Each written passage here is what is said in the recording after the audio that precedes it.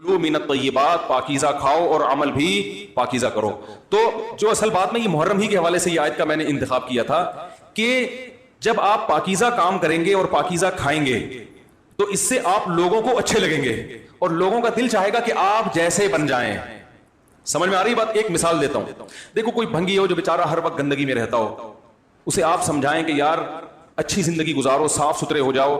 آپ نے کسی دن اس کو نہلا دیا، بہترین کپڑے ڈیٹول سے نہلایا، سروس کروائی، کیونکہ ظاہر ہے وہ اتنے دنوں سے ایک کام کر رہا ہے تو وہ سروس کے بغیر دھلے گا نہیں. سروس کروائی آپ نے اس کی، خوب نہلا دھلا کے اس کے اسپرے چھڑک دیا آپ نے، اور 3 دن تک کنٹینیو یہی کام کیا، تو آپ مجھے بتاؤ اس کو برا فیل ہوگا یا اچھا فیل ہوگا؟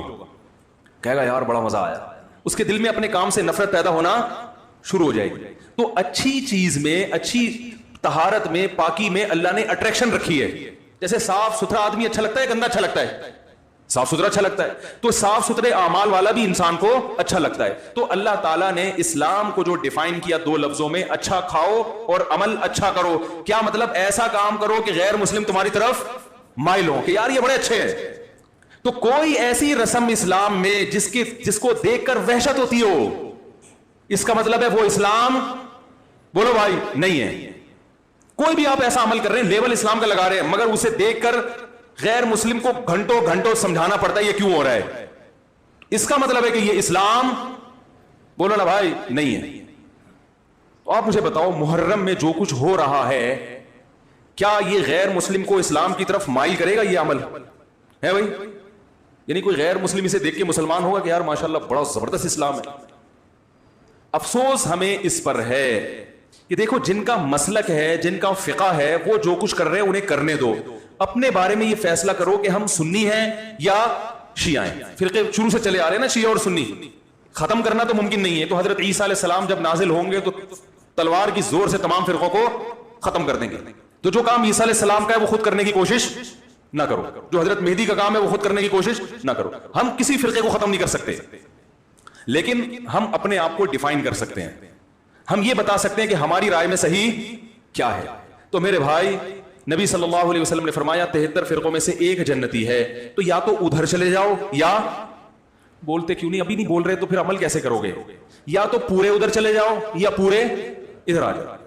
مجھے خدا کی قسم اس پر کوئی اشکال نہیں ہوتا کہ شیعہ لوگ ماتم کیوں کر رہے ہیں، شیعہ لوگ یہ سب کچھ کیوں کر رہے ہیں، وہ جو ہے وہ مرثیے کیوں پڑھ رہے ہیں. مجھے اس پر اشکال نہیں ہوتا. ان کے دلائل ہوں گے ان کے پاس، ان کے علماء ان کو بتاتے ہیں. وہ کب کہتے ہیں کہ ہم سنی ہیں؟ وہ کب کہتے ہیں کہ ہم صحابہ کو حجت سمجھتے ہیں؟ ایک چیز کا انہوں نے دعویٰ ہی نہیں کیا تو ہم ان پر وہ کیوں تھوپے ان کے سر پہ؟ لیکن میں آپ کی بات کر رہا ہوں، میں ان لوگوں کی بات کر رہا ہوں جو اپنے آپ کو سنی کہتے ہیں. تو بھائی پھر سنی ہو تو جو اہل سنت والجماعت کے جو چاروں مکاتب فکر ہیں، حنفی، مالکی، شافعی، حنبلی، اہل سنت کے ہیں نا، ان کی کتابوں میں کہیں بھی اس طرح کی کوئی چیز، بولو بھائی، نہیں ہے. ماتم کرنا اہل سنت کے ہاں جائز نہیں ہے. نبی صلی اللہ علیہ وسلم نے میت پر چیخو پکار کرنے کو حرام قرار دیا ہے. نوحہ کو جو میت پہ رونا پیٹنا ہوتا ہے، گریبان چاک کرنا، اس عمل پر آپ صلی اللہ علیہ وسلم نے لعنت فرمائی ہے. صحیح بخاری صحیح مسلم کی حدیثیں ہیں.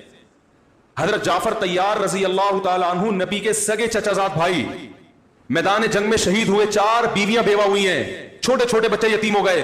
آپ نے ان کی بیویوں کو زور سے رونے کی اجازت نہیں دی. اتنا غضبناک ہوئے جب وہ باز نہیں آئے، آپ نے فرمایا ان کے منہ پہ خاک پھینک دو. حالانکہ بیوہ ہوئی ہیں، قابل ترس ہیں، لیکن چیخ کے رونے کی اجازت، حالانکہ وہ تو اہل بیت میں سے تھے. حضرت جعفر طیار ظلماً شہید ہوئے تھے. ہماری نظر میں حضرت حسین رضی اللہ تعالی عنہ کا قتل کربلا میں یہ تاریخ کا بدترین ظلم، اس لیے بدترین ظلم کہ آپ غیر مسلموں کے ہاتھوں شہید نہیں ہوئے، بلکہ ان لوگوں کے ہاتھوں شہید ہوئے جو اپنے آپ کو مسلمان کہتے تھے، اور مسلمانوں کی قیادت اس وقت ان کے ہاتھ میں تھی، حکومت ان کے ہاتھ میں تھی. لیکن اس ظلم پہ اہل سنت والجماعت کے ہاں جو سنی ہیں، ان کے چاروں مکاتب فکر کے ہاں نہ رونے پیٹنے کی اجازت، نہ نوحہ کرنے کی اجازت، اور نہ میرے بھائی ماتم کرنے کی اجازت. میرے بھائی آپ لوگ اللہ کا واسطہ محرم میں مرثیے نہ لگائیں. ہر گاڑی میں کوئی نوحہ چل رہا ہے، کوئی شیعہ ہے تو ٹھیک ہے وہ کرے. سنیوں پہ یہ کام زیب نہیں دیتا، کیونکہ یہ منافقت ہے. پتہ ہی نہیں چل رہا آپ ادھر ہو یا آپ ادھر ہو.